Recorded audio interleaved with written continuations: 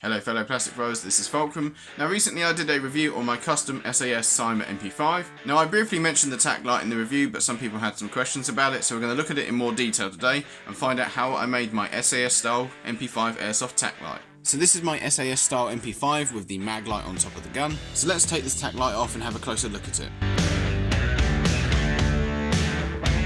Right, so we're going to start off by taking a look at the mount which holds this onto the gun.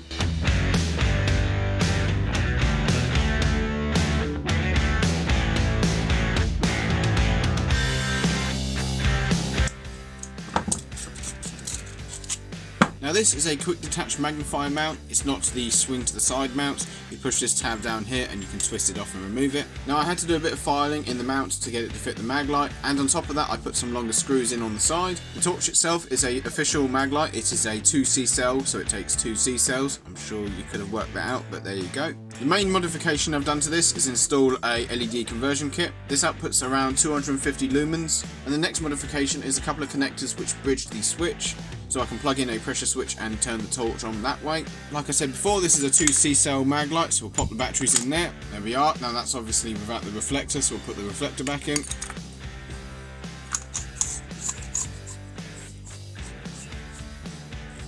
And there we are.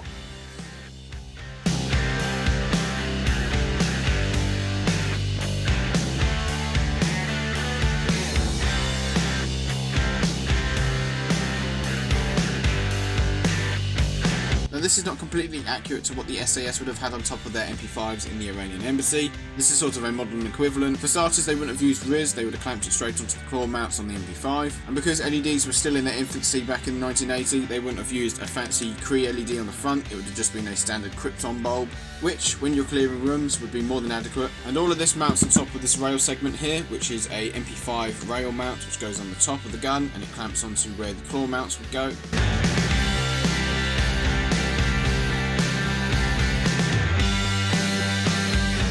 Now the next problem I had with the quick detach system is that for some reason the mag light pulls slightly over to the right, so the way to fix that is to stuff a bit of tin in it. So the bit of tin sits on the left there.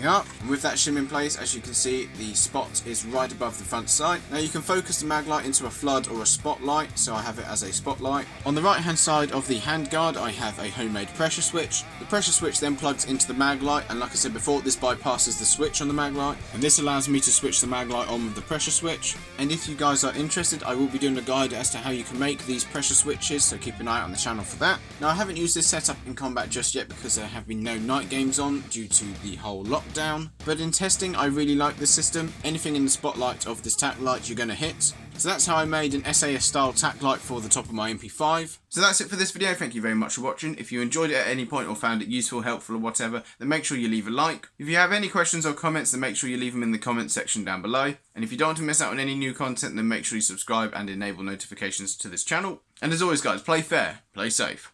Take care.